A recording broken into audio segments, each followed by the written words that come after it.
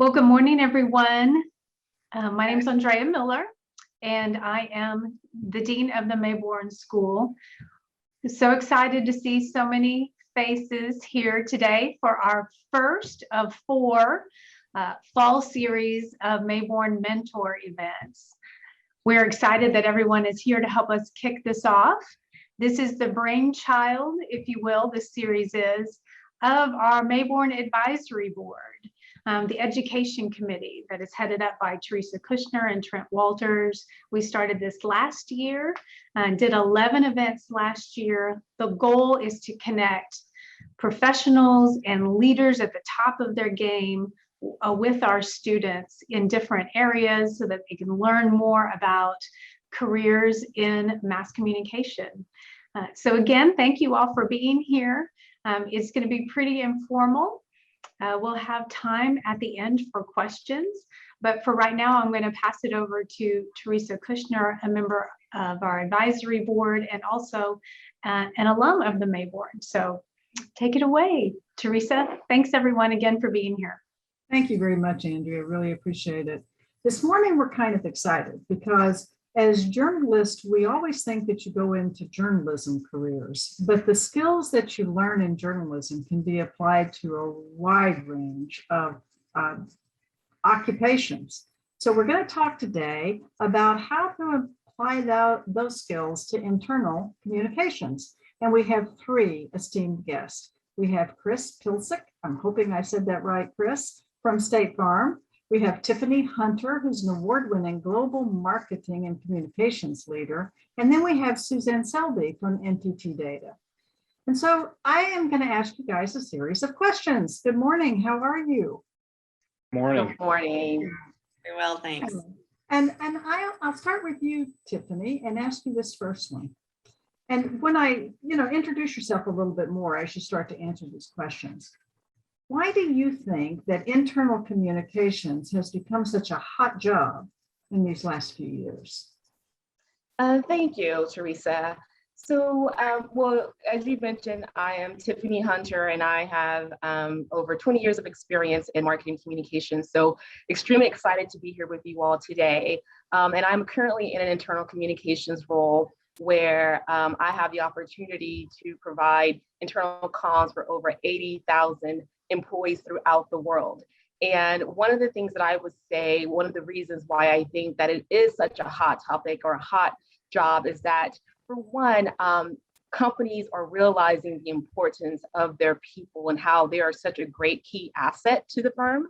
And that especially during the times now when we're dealing with a national pandemic and a national social injustices that are taking place, it's important that companies are able to communicate to their people in relevant communications to where it's not just the redundance of typical company rhetoric, but truly allowing their people to know that they care and that they actually value them. And so right now, I believe as journalists, it's a great opportunity to really delve into this network, because now it's one thing for you to be seeking them, but companies are actually seeking us as well. And so I think it's just a great place to be in. Oh, that's great. So Suzanne or Chris, do you have any comments about why you think this is such a hot job? Thanks, Teresa. I think, and I agree with everything that Tiffany said. I think right now internal communications really has broadened. A lot of folks maybe perhaps think of it as a very narrow field, but it's really a very wide range of communication expertise, and you can really apply so much that you do externally from a marketing perspective internally. It's just a different type of audience. So I think that companies, as Tiffany mentioned, are starting to really recognize that and the value of keeping and retaining their talent as well as attracting new. So it's really opened up a lot of opportunities in this particular field. Yeah, I agree, Suzanne, with what you have shared, and Tiffany and Teresa. I liked your open. We think as journalists, I'm a former journalist myself. I now work in PR and communications at State Farm. Journalism is an excellent training ground for any communications function you may work in. And I think what we've realized and has been accelerated by the pandemic is the importance of those internal communications channels. It is critical to an organization's effectiveness to communicate with your audiences. Tiffany, you mentioned 80,000 employees globally. My guess is they don't all do the same job. So those communications probably are specifically tailored to those audiences. And that creates a lot of opportunity, not just words, but videos, infographics, different ways that we're communicating internally too. And with the training that you're getting either in school or if you are a journalist for a short time before moving to the dark side, like we have, it teaches you how to work with pace and navigate any challenges that you may face. So Chris, while you're here, why don't you tell us a little bit about how you ended up in an internal communications job? Sure. So I was in broadcast journalism for almost 20 years. I started my career in my hometown of St. Louis in radio and then worked at Fox Television. Now live in Dallas, where I moved to be the assignment manager at Fox 4 and was recruited from that role by the public relations representative for State Farm at the time, who was retiring. Obviously, tremendous personal and professional growth opportunities and a different work-life balance dynamic. So certainly would encourage everyone to weigh all of those options as you're going through your career path. That's great. Well, same question to Suzanne and Tiffany. What's your path to this internal communications job? Sure, thanks. So I was a marketing major. So that was my kind of initial idea. I originally wanted to do some type of reporting as well. I actually started out in working for what used to be known as PR Newswire. I think they've gone through a couple of different iterations now. It's wire service, right? So they would work with press releases, and it was really a great training ground because it was kind of both worlds. I got to work with the media, I got to work with corporations on their PR departments. So it was a really kind of fun way to see lots of different aspects. And then I had the opportunity to take a communications role with what was Pro Systems at the time. And that was in the internal communications area. And I've just kind of been on that road ever since. I've dabbled in internal comms, executive communications, which is sort of a sister to it, as well as, events management, things like that. So it's been a very interesting path. And a little bit about NTT. So I lead the team. We have around 50,000 global employees. So we're also having a lot of that slice and dicing depending on the audience. And as Chris mentioned, those skills that you get from a journalism background are really helpful because the same thing applies internally as it does externally, perhaps even more so. And an interesting fact, I don't know if you guys were aware of this, but there were some studies done during COVID. And because of all of the tension in the media and perceived, biases, depending on what outlets you might be looking to, a lot of employees actually looked to their companies for updates on the COVID situation. And so we actually did some polls about that. And our employees, majority told us that they were actually relying on what we were telling them, as opposed to some of the media outlets, which I thought was fascinating. That's very interesting. So thank you. Tiffany, what do you think? Yes, so like life, right? Like my career has not been a straight and narrow path. I've started off, I came out of college, did some corporate America for about 3 years. After that, I had a layoff, and rather than, being sad and feeling all bad about that, I had a severance. But during that time, I started hearing from previous managers who started reaching out to me for particular help on projects. And so as a result, I was able to birth my own PR marketing company, which I did for 10 years, full-time here in Dallas and Houston area. And then in 2015, I transitioned back into the working world, after, a personal loss. And I ended up becoming the chief communications officer for a major foundation based in Houston. And then after that, I transitioned back to Dallas, where I was a director of marketing and communications for one of our major universities here. And at the same time, I decided to go to graduate school. And so I ended up getting my MBA as I was doing that role. And after that came out and started transitioning into a company where I'm at now, where I am able to, do global communications. And I will say the same thing to what Chris and Suzanne said, is that in all of the roles that I've had, all the foundational skills are the same. If you have those key skills, they are all transferable As journalists, as marketers, we know how to write, we know how to communicate, and we know how to create compelling messages. So it's all about just creating that message for your key audiences. So I think as long as you keep that in every role, that basically if you are, as you transition, you should be able to be successful. That's great. Well, Thank you. We all hear about the Great Resignation. That's supposed to be what we're supposed to be doing this year. And it occurred to me that one of the things that keeps people in their jobs is the rewarding part of their job. So what is it that you find most rewarding about the job that you do? We'll start with you, Suzanne. What do you think? Sure. So I think one of the things that I find most rewarding, and I think this is true probably for most people, it's my team, the folks that I work with. I mean, it's often said people don't leave a job or company, they leave a boss. So I think your team is really critical, and I've been very lucky in my career to have just fantastic teams and mentors and relationships. So that's a big part of it. But I think also what's been very rewarding, especially during this COVID time, is NTT Data is a technology company. So we're in the IT services industry. So we are all up on remote working and helped a lot of our clients with that, as everyone sort of immediately had to transition to working from home or working remotely. And just really seeing sort of the leadership from our CEO and our senior leaders that really wanted to do the right thing, wanted to make sure that our employees were taken care of. We really stepped up our game with offering different services to our employees, whether that was, mental health services, making sure that they knew of all of the different resources that we provided. And so working for a company that I think, really took the effort to show our employees that they really did care, that they wanted to make sure we all got through this together was very rewarding for me, and seeing that those programs kind of come to life and be accelerated. Thank you. How about you, Chris? What's the most rewarding part of your job? Yeah, some parallels there with Suzanne, but I think for me, coming from primarily an external public relations background, is the fact that what is internal is external and what's external is internal. And to me, it's connecting all of our employees with what we're doing as a brand. That could be about our culture, the attraction and retention of talent, what we are doing in diversity and inclusion, and how we're returning value or responding to, changing customer dynamics, like with the pandemic.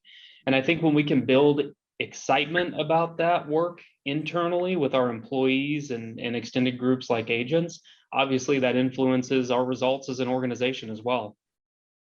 Thank you. And Tiffany? So thank you. So the most rewarding part of my job, I believe, is the freedom to be creative and just to share the stories of our people. Currently, we have a Purpose Matters campaign that's going on, where we're actually interviewing people throughout the firm and finding out from them personally, hearing directly from them on how they find purpose in their roles. And so the good thing about being a storyteller and hearing is that you have the opportunity to hear all these things that you would not have known just on your own. So being able to kind of hear, to get to know the people behind the work, and also just to hear about all the things that people are doing throughout the world to transform the communities.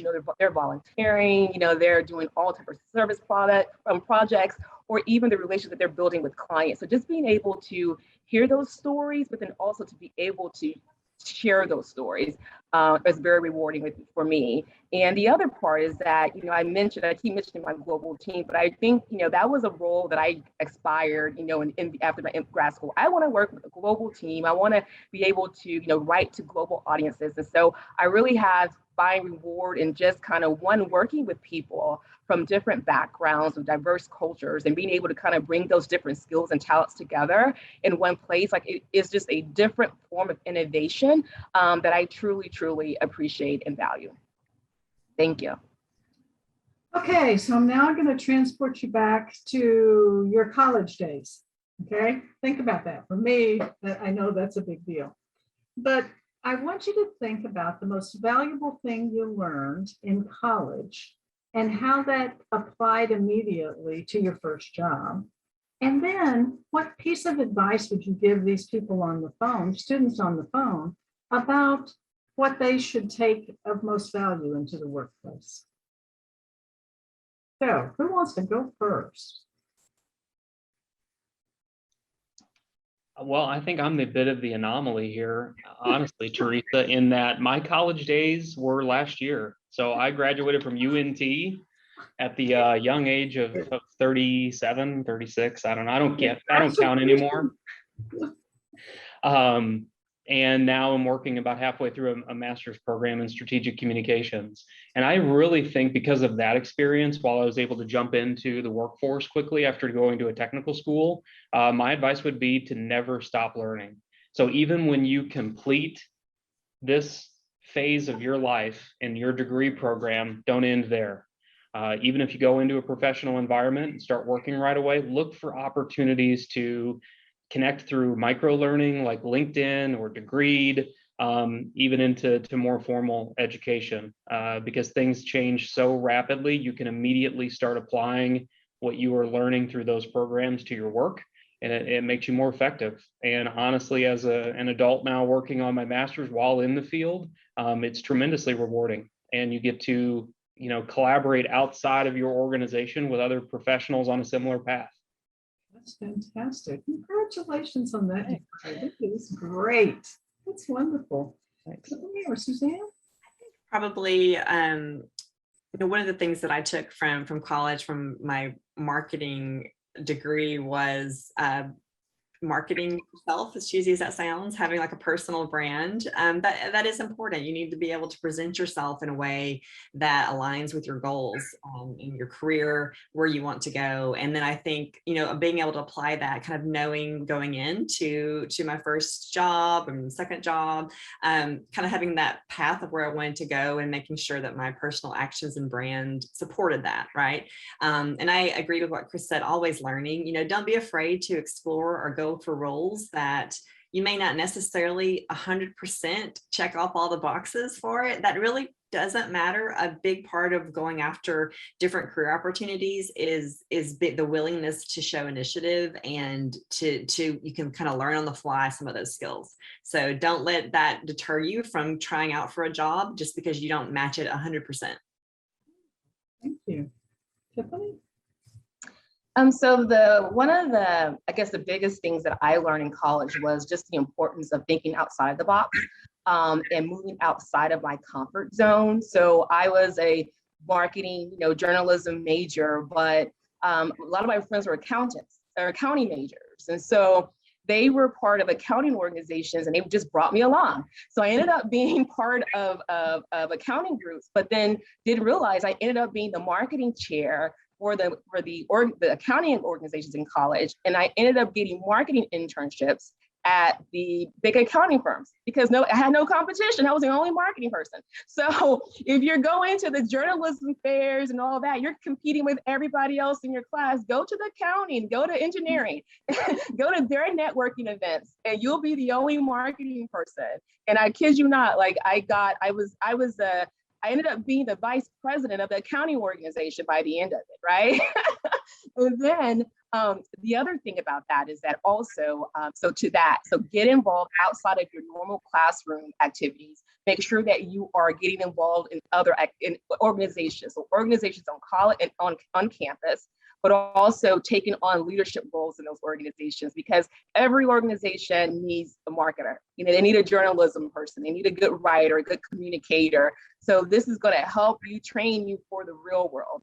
And the other thing is that how things come full circle. So as a result of me volunteering and being part of these organizations, as I mentioned, I got 2 internships with, at the time, the Big 4, the Big 6 accounting firms at the time. And so I was able to build my resume. So by the time I graduated, I felt like my resume stood out from other people who had not had any extracurricular or work experience. So I leveraged that for the longest. And how things come full circle is that the company that I'm at now is one of those firms that I interned at over 18 years ago. So you just never know. You are planting seeds, while you're in college. It is a true testament to how everything comes full circle, and everything that you are doing now. People always say, how is what I'm doing right now going to help me in the real world? Trust me, it comes back to you. Just be strategic and stay focused and just do what you have to do. And as Chris and both said, once you come out, continue to be involved, continue to learn.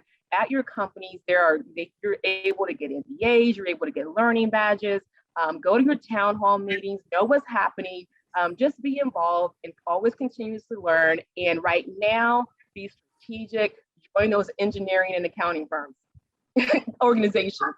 That's great. I'm sure Andrea would appreciate that for sure, because that's something we talk about it at the board all the time. So I'm going to open this up now to all of the students out there who've not necessarily turned on their cameras, but please, by all means, join us and let's ask Chris and Suzanne and Tiffany questions that you might have about internal communications. Any questions that we have from the students? How about from our board members that are sitting out there too? I see George and Terry. I'd be happy to ask a question if you don't mind. I'm curious, and just as I sort of think about it from an internal standpoint, obviously you are all leading teams, but I know that it's a team that sort of works on and distributing the messaging. I'm just sort of curious, what is your internal process for moving forward with communications, getting them signed off, approvals, things like that? How do you help navigate that process? I can speak to that. So our internal process, depending on the type of communication that it is, it's sort of the process might vary a little bit. But for example, a global communication that might be going out to all employees, there is a process that goes through. It has to be, submitted to our team. We have to make sure that it's something that should be communicated. That's one of the things I think you play traffic cop a lot in internal communications, trying to say, oh, this is great, but I don't think everyone in the world needs to know about it. So balancing that, we try to make sure that all of our communications are somehow aligned to our strategic priorities, right? So that everything we're sending out is aligned to that. So that's done by my team. We vet, we review, we edit. It may need to go to legal, depending on what it is, which is always a whole other ball of wax. You'll learn as in your career that dealing with legal sometimes is interesting. You have to learn to negotiate a little bit with them.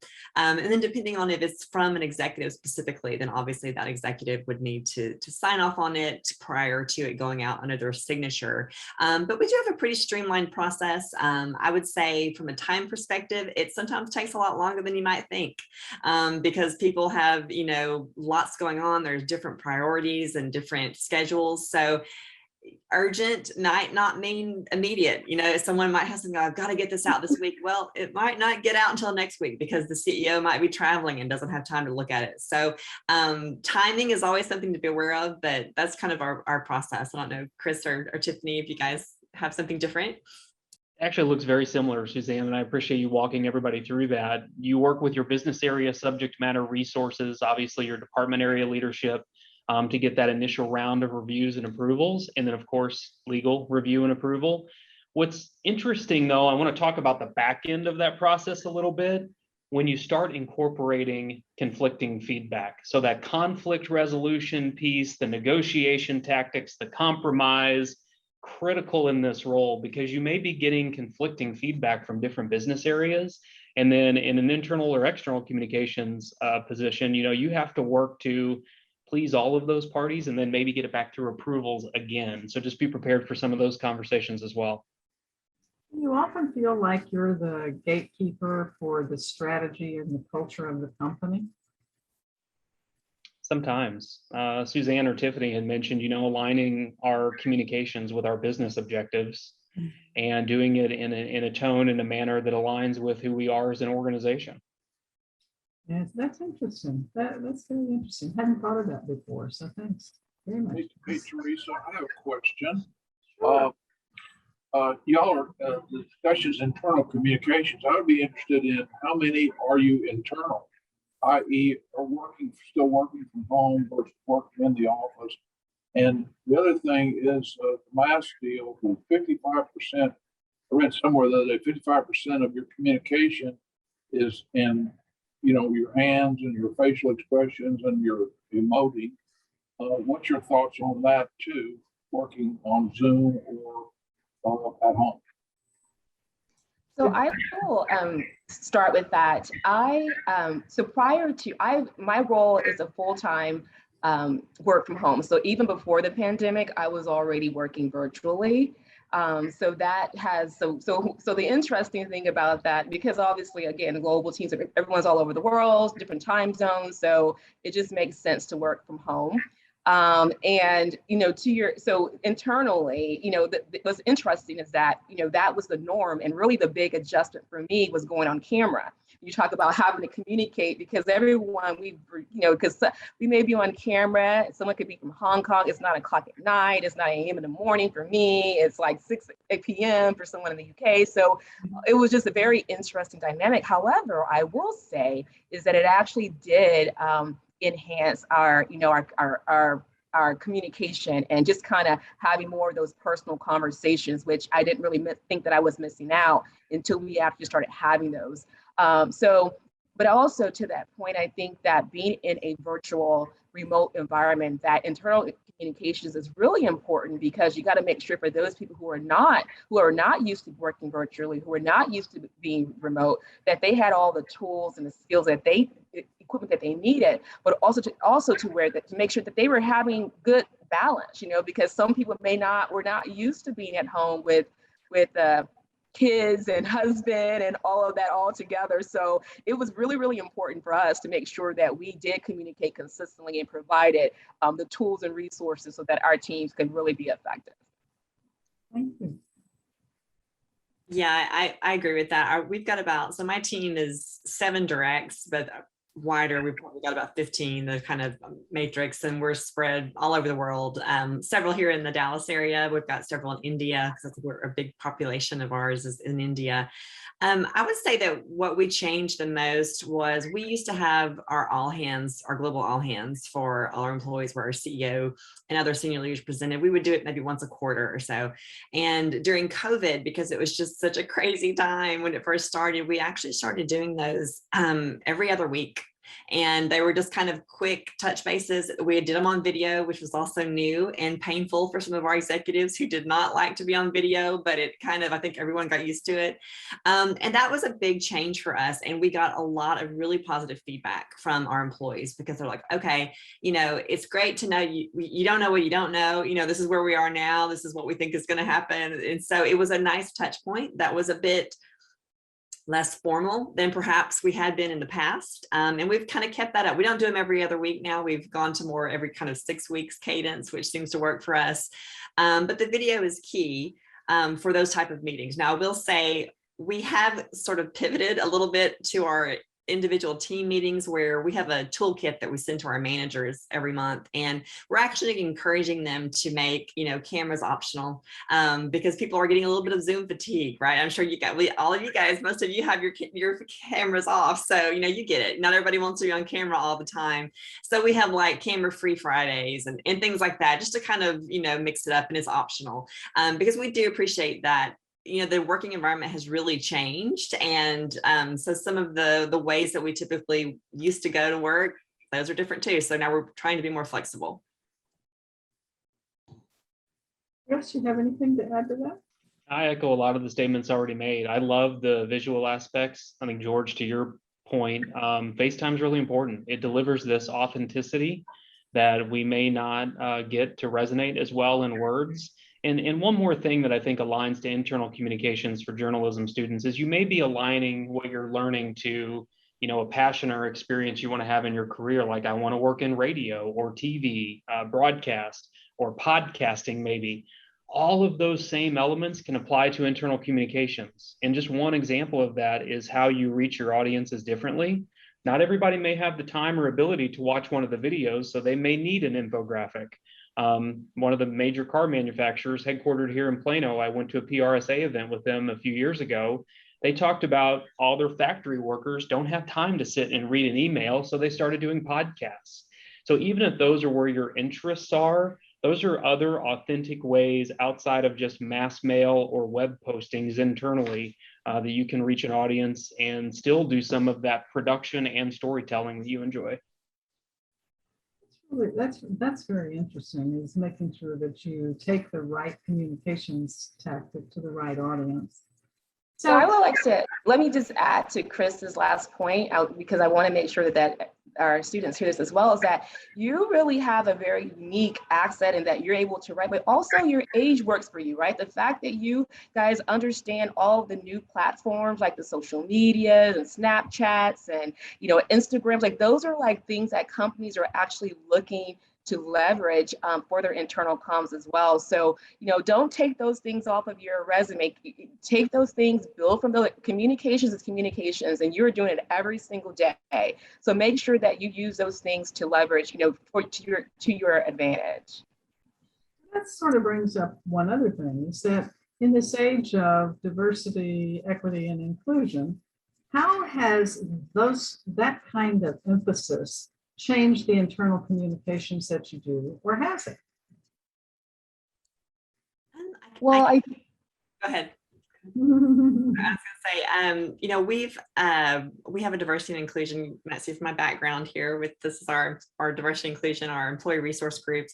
So that's been a program that's really in the past few years come to prominence even more so, and rightly so. It's been a great program.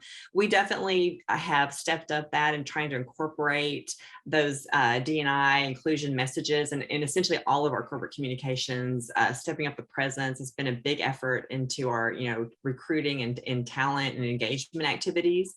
And I think it's been great. We've been able to get some feedback directly from employees in different areas that have influenced policy, which is great. So I think that has been a big positive shift in the communications that we've seen from our corporate perspective. And I think that it'll only continue to grow as it should. Yes, so for our firm, I think that they have done a really great job just really communicating the message from the top down. There's been a lot, obviously, we all are here, there's been a lot of different things happening in the past year, in the past 2 years, and they have not shied away from actually expressing, making, again, back communicating to the various networks and groups within the firm to ensure they had the tools and resources that they needed, but also it was a two-way communication, opening the lines of communication to where we could actually hear from our people what they needed and how they were feeling, and if they needed a day off, they needed to reflect. So just for companies to actually be able to empathize with those type of needs has been great. Also, one thing with going remotely, and I will speak to it, which I actually helped spearhead, was the big bridging the digital divide. Whenever everyone went home, students had to go home and work. A lot of students didn't have internet, or they didn't have computers or laptops. Us at UNT, we take those things for granted, but there are a lot of families who did not have that. And so being able to go in there and it was mainly underserved, minority communities that were impacted by that. And so I had an opportunity. It's a great example of, it was not part of my traditional role, but it was something that I volunteered on and ended up becoming the marketing leader, on rolling out this program for our entire company. So I think companies are definitely, making it more of a top priority versus it just being a second or an additional, like an afterthought, if that's the right word to say. So yeah. Thanks. Chris, how's it changed what you do? I was just getting ready to type in the IM. This is my last response. I just got an IM to join an urgent work call, so I have to drop. My apologies, but I appreciate everyone's time. Obviously, it as Tiffany was saying, it comes from the top down, and it's embedded into a lot of the communications that we do as a component in creating that culture as an organization, but also very intentional things, as Suzanne had spoke to as well, through ERG groups, both in-person, virtual, and through individual communications. That's great. Well, we'll let you go off to your thanks, Teresa. Good luck. Thank you very much, Chris. Appreciate it. Bye, y'all. Thank you. So are there any other questions from the students? It's, this is your time to ask. Oh, here's one that someone typed in. Do y'all work closely with the HR department of your companies? And if so, what's that dynamic like? I do. I do.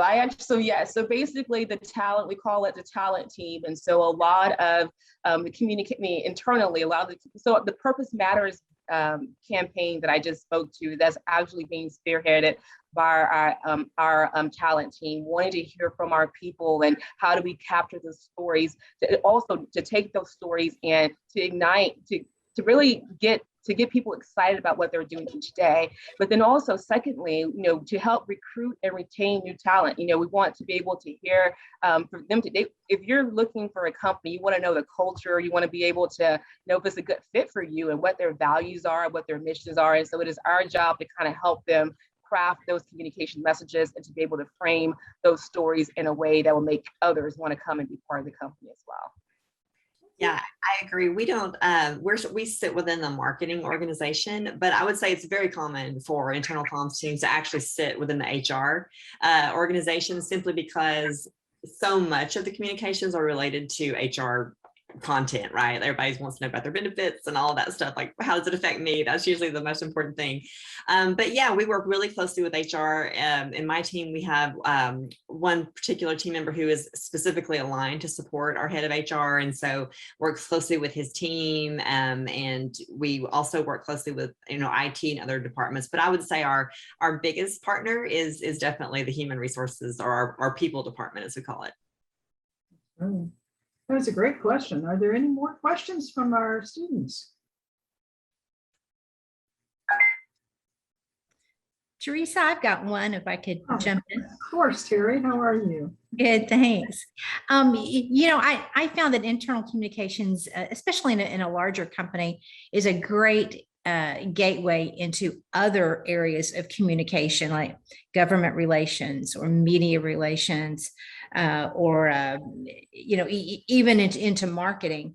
I wonder, maybe you could talk a little bit about, you did a great job of talking about how you partner with HR. What about other communications functions within a company? Talk a little bit about how you communicate with those, and maybe the opportunities that you have as internal communications, because you look at every aspect of it, to kind of broaden and expand the opportunities. So I currently, it's interesting you bring that out. Bring that up. I actually work hand in hand with my external communications counterpart. So external, so the person that is creating the press releases, or we have thought leadership pieces that we call them, that we're putting on our external website. We also want to share those to our people internally. So we work hand in hand. We want to make sure that our people find out things first, so that they're not having to watch CNN and see a story and not have known about it at first. I think making sure that we have that governance of communications in place and making sure that they are involved. But it is very, very important that we are in collaboration and sharing those messages. Yeah, I agree. Absolutely. I think for some of the big organizations within our company, we have specific team members that are kind of aligned to them as communications partners. But we do, my peer on our external communication side as well, we're, hand in hand, our team has weekly meetings so that we are making sure everything that we're communicating externally is also internally, because also your employees are your best brand ambassadors. So if you can get them on board with helping to, share your story externally, that's fantastic.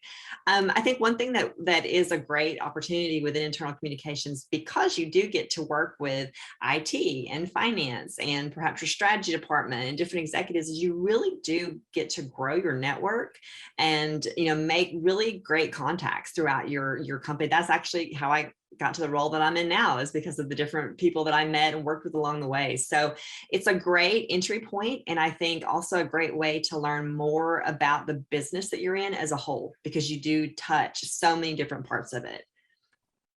Great. And to add to Suzanne's point, and I think the great thing about being in an organization where you do have those various, whether it's external or in different groups, is that it also gives you the opportunity to grow within a company. Right? So you don't necessarily have to leave to go and do an external role. You may be able to go to the department on the floor below you, or the person next door to you. So having those relationships and actually doing a great job at what you do, whenever new roles come available, you'll be the first in mind.